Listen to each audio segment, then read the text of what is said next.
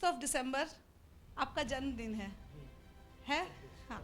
जब आप छोटे थे सर, तो पढ़ाई के बारे में थोड़ा बताएं। थोड़ा मैं अंग्रेजी से डरता था। अच्छा। तो आज तक अंग्रेजी कमजोर है। अच्छा। क्योंकि जब आप किसी चीज़ से डर जाओ तो फिर ये होता है कि आप जब अगर किसी चीज़ से भय है, अगर उससे दूर कर रहे, साइकिल चलाते थे, गिरते थे, लेकिन धीरे धीरे चलाना सीख गए। फिर हीरो होंडा आई, उसको चलाना सीख गए। लेकिन अंग्रेजी के प्रति बचपन से डर था, वो डर आज तक के बना रहा। तो ये तो और सर अगर आप बताएं कि अभी तक आपका क्या अनुभव रहा और आप राजनीति में किस तरह से आपका प्रवेश हुआ और आपका अनुभव क्या रहा अभी तक? देखिए, समाज जीवन के विभिन्न क्षेत्रों में जब हम काम करते हैं तो अलग अलग संस्थाओं से जुड़ने का अनुभव प्राप्त होता है। राष्ट्रीय स्वयंसेवक संघ से जुड़ने के बाद, विद्यार्थी परिषद से जुड़ने के बाद, फिर समाज जीवन में विकलांगों के लिए काम करते करते ये भाव पैदा हुआ कि क्यों ना थोड़ा राजनीति में भी जाया जाए। तो फिर जनपद अध्यक्ष का चुनाव लड़े, जिला परिषद का चुनाव लड़े, फिर एमएलए बन गए, फिर मुख्यमंत्री रमन सिंह जी के लिए सीट छोड़ दी, फिर मेंबर ऑफ पार्लियामेंट हो गए। तो भिन्न भिन्न क्षेत्रों में काफ़ी अनुभव है समाज जीवन का काम करने का। और मुझे लगता है कि सरकार से ज़्यादा असरकारी तरीके से समाज के अन्य संगठन इफेक्टिव काम कर सकते हैं, उनको हेल्दी इन्वायरमेंट प्रदान किया जाए, सरकार का कसावट शिकंजा ज़्यादा ना कसा जाए, तो मुझे लगता है कि समाज और सिविल सोसाइटी देश के प्रगति में बहुत बड़ा योगदान दे सकती है। और इस दिशा में इस सरकार ने काफ़ी कुछ काम किया है। अब आप शिक्षा के क्षेत्र में, आप जैसे आपका कॉन्स्टिट्यूएंसी है राजनंदन गांव कॉन्स्टिट्यूएंसी का, जब आप मतलब उसमें उसका सुधार बोलिए, क्या उसमें किस तरह से आपने सुधार लाया, क्या क्या वहाँ हुआ? देखिए, सबसे पहले तो जहाँ स्कूल नहीं था वहाँ पर स्कूल खुलवाया विलेज लेवल पर। जब शुरू में योजना आई थी समग्र शिक्षा अभियान की और इसकी, तो उस समय हमने विलेज लेवल तक पेनिटेशन करके एजुकेशन की स्थापना की स्कूलों की सरकार के द्वारा।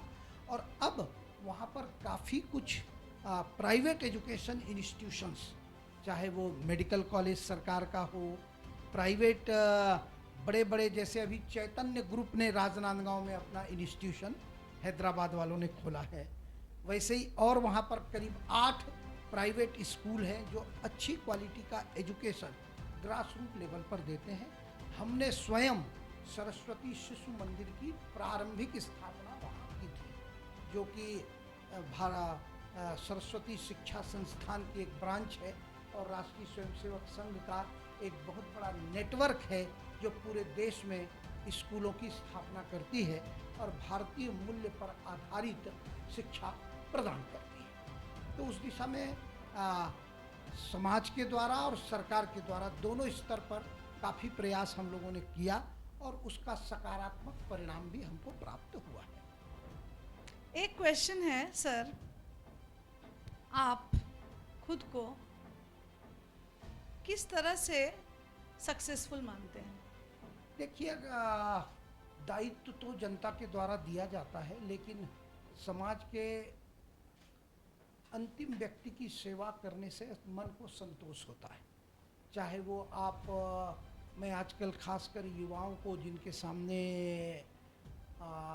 रोजगार के अवसर सीमित हो रहे हैं, तो दौड़ चिंतन करता हूँ कि भाई स्टार्टअप बने, कुछ इनोवेशन हो और नया कुछ करने की इच्छा लोगों में पैदा करता हूँ।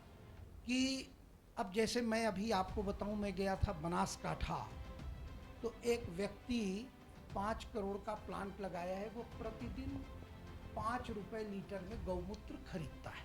जैसे दूध का कलेक्शन होता है, वैसे ही वो गौमूत्र का कलेक्शन करता है और फिर वो गौमूत्र को अपने प्लांट में लाता है, फिर गौमूत्र को पूरा प्रोसेस करके उसका खाद बनाता है और वो खाद फिर काफ़ी अच्छे रेट में उसका बिकता है। सामने वाले ने 2 बच्चे हैं, उसके 2 लड़के हैं, 40 साल से वो इस क्षेत्र में काम करते करते उसने कहा कि भाई गांधी जी, मैंने ये 5 करोड़ रुपया लगा के प्लांट लगा दिया, मैंने प्लांट विजिट किया, प्रोडक्ट देखा।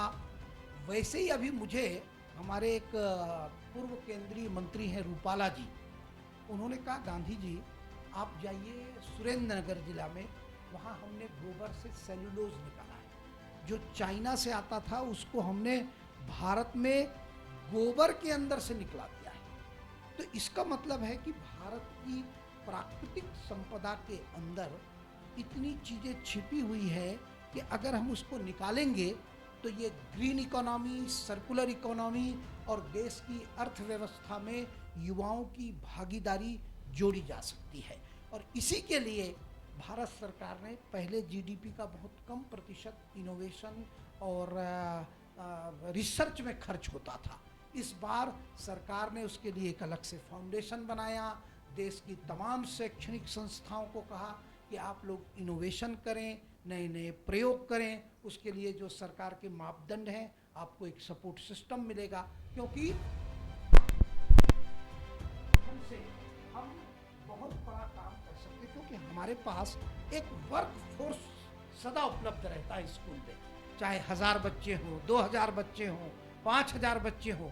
वो केवल आपके लिए, आपके पास एजुकेशन के लिए तो आते हैं, लेकिन उस टैलेंट के अंदर आप कुछ भी बीज डालेंगे और अगर भूमि उर्वरा होगी तो वो निश्चित रूप से जाग जाएगी। चाहे वो आप संस्कार के बीज हो, चाहे वो आप इनोवेशन करने की बात हो, या वो कोई भी साइंस का प्रैक्टिकल करने की बात हो, तो ये निश्चित रूप से उसका लाभ जो है उसको प्राप्त हो सकता है। तो मैं तो इस दिशा में लगा रहता हूँ कि हर व्यक्ति, देखिए यहाँ पर हर व्यक्ति बैठा है, उसकी कोई ना कोई उपयोगिता है, उसके अंदर कुछ ना कुछ विशेषता है।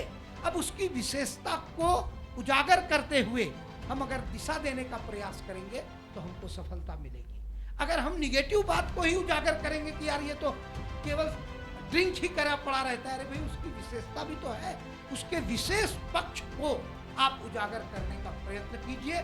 निगेटिव बात को कान में चुपचाप कह दीजिए कि भाई बैठक में आते हो तो ये विषय नहीं रहना चाहिए, मर्यादा का पालन करना चाहिए।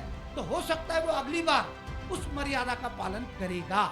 तो व्यक्ति की पॉजिटिव एनर्जी को आप जागरूक करने का प्रयास कीजिए तो सफलता प्राप्त। इसी बात पर मैं आप लोगों को इस बुक में भी मिलेगा कि we have opened a bank. हम लोगों ने एक बैंक खोला है, bank of innovative ideas. 140 crore लोग सिर्फ एक साल अगर सिर्फ पॉजिटिव सोचे तो हमारे बैंक में इतने आइडियाज़ हो जाएंगे जिस आइडिया से हमें मतलब इस पूरे विश्व गुरु होने में कोई देर नहीं लगेगा। और ये आइडियाज़ हमारे एक इंसान के दिमाग में 50,000 आइडियाज़ रोज आते हैं और मिट जाते हैं। तो आइडियाज़ को क्यों फेंकना, हमारे बैंक में डाल दो। बिल्कुल, बहुत अच्छा। ये आप बैंक ऑफ आइडियाज़। हाँ, ये ब्रह्म मुहूर्त में कभी कभी अच्छे विचार आते हैं। जैसे ही जब ब्रह्मांड में सारी चीज़ें मिलती हैं, तो इसीलिए कहा जाता है ब्रह्म मुहूर्त में जब आप उठकर विद्या अध्ययन करते हैं तो उसका असर जो है वो दूरगामी रहता है। तो ब्रह्मांड में विचार आया, आप विचार को बैंक में डाल दो, आगे क्रियान्वित होगा कार्य रूप में, क्योंकि विचार तो आया चला गया, क्योंकि विचार के आने के बाद उसको कार्य रूप में परिणित के लिए वातावरण चाहिए, फिंगर टू फिस्ट, उंगलियों की मुट्ठी चाहिए, ताकत क्रिएट होगा तब तो आप उसको कार्य रूप में परिणित कर पाओगे। तो उसको आपने ये अच्छा प्रयास किया है, बैंक में अगर वो विचार को लिख के भी भेज दिया और आपने डिपॉजिट कर लिया, और जब कभी वो कहे कि भाई ये विचार मेरे पास उस समय उत्पन्न हुआ था, और हो सकता है 10 साल पहले कोई विचार पैदा हो, आज इस उम्र में पहुंचने के बाद आपको उस विचार को कार्य रूप में परिणित करने की इच्छा पैदा हो, तब तक आपके पास वो संसाधन जुट सकता है कि आप उसको कार्य रूप में परिणित कर सकते हैं। तो आप अपने बैंक में उसको रखिए और साल में श्रेष्ठ विचारों को पुरस्कृत करके उस पर मंथन करवाइए कि इस मंथन से कुछ नवनीत निकलेगा या ये विचार केवल एक कल्पना थी। तो ये आपका आइडिया बहुत अच्छा है इसमें। और आजकल तो विचार क्या है, आया ऑनलाइन आप डाल दो इनके बैंक में, डिपॉजिट पड़ा रहेगा, जिसके नाम से रहे डिपॉजिट उसी के नाम से रखना, नहीं तो चोरी हो एकदम जाता। नहीं नहीं एकदम।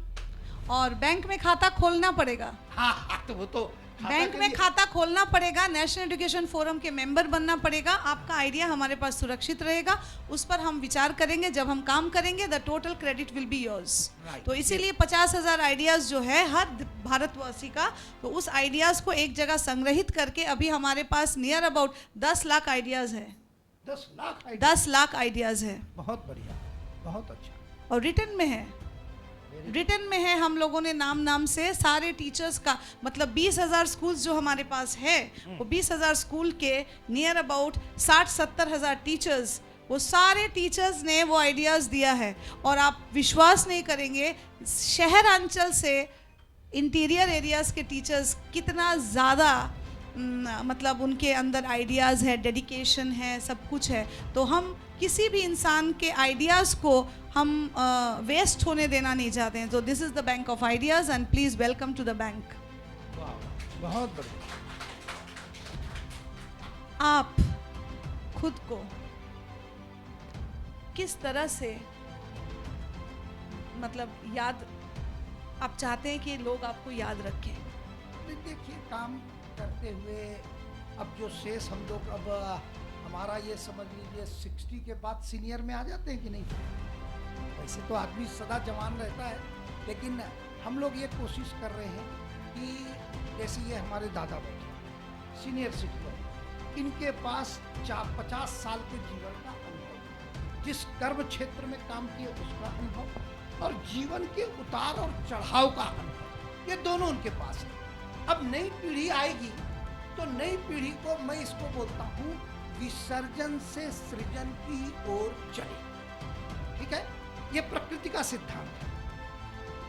एक मुट्ठी अनाज किसान खेत में डालता है, 120 दिन के बाद वो एक बोरा में कन्वर्ट हो जाता है, क्योंकि बीज ने गलना स्वीकार किया, इसलिए वो असंख्य गुना बढ़ करके समाज के सामने आया।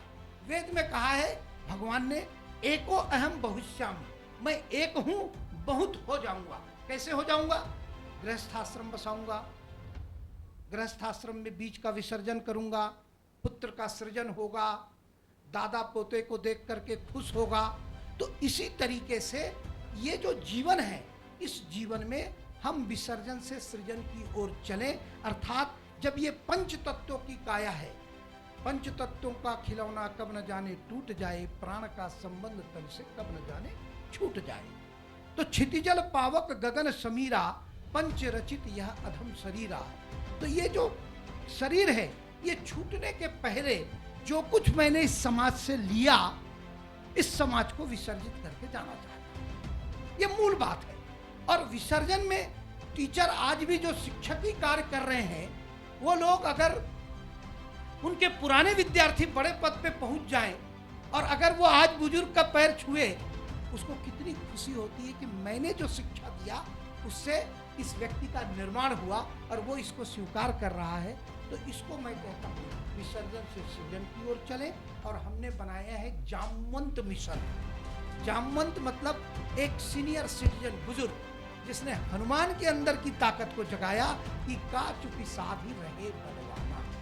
अरे हनुमान, आप शांत क्यों बैठे हो? तुम्हारे अंदर असीम शक्ति है और इस शक्ति को पहचानो और समाज जीवन में कार्य करने की इच्छा शक्ति पैदा करो। जो इच्छा आपने पैदा की, एक नेशनल एजुकेशन फोरम बनाया, पूरे देश में नेटवर्क स्थापित किया, स्टेट कोऑर्डिनेटर, डिस्ट्रिक्ट कोऑर्डिनेटर, उससे नीचे ब्लॉक स्तर पर जाकर के आप काम कर रहे हैं। मैं आपके फोरम को एक और सुझाव दूंगा। भारत सरकार ने एक्सप्रेशनल डिस्ट्रिक्ट बनाए हैं, आकांक्षी जिला। अब उन्होंने एक कदम और नीचे गए कि उन्होंने कहा कि साहब हमको आकांक्षी ब्लॉक बनाना है। तो अब अगर आप जो आकांक्षी ब्लॉक हैं उसकी सूची नीति आयोग के उससे ले लीजिए और आकांक्षी ब्लॉक में क्या बेहतर कर सकते हैं, ये आप प्रयत्न कीजिए। आप देखेंगे कि मैं जिस क्षेत्र से आता हूं, हमने एक दिन में 78 लाशें नक्सलाइटों ने एसपी सहित 78 लोगों को गोली मारी थी, कंधे पर हमने बॉडी लाया है। लेकिन आज वही क्षेत्र में ऐसा अलग जग रहा है कि नेशनल प्लेयर पैदा हो रहे हैं और ग्रामीण क्षेत्रों में ऐसी प्रतिभाएं हैं कि उन प्रतिभाओं को केवल पुष्पित और पल्लवित करने की आवश्यकता है, वो अपने आप खिल जाएंगे और आपका फोरम इस काम को तेजी से कर सकता है। उससे सुकून भी मिलेगा, नए लोगों को आप उभार करके देश के सामने लाएंगे और ये सारा कार्य आगे बढ़ सकता है। धन्यवाद। बहुत बहुत धन्यवाद सर।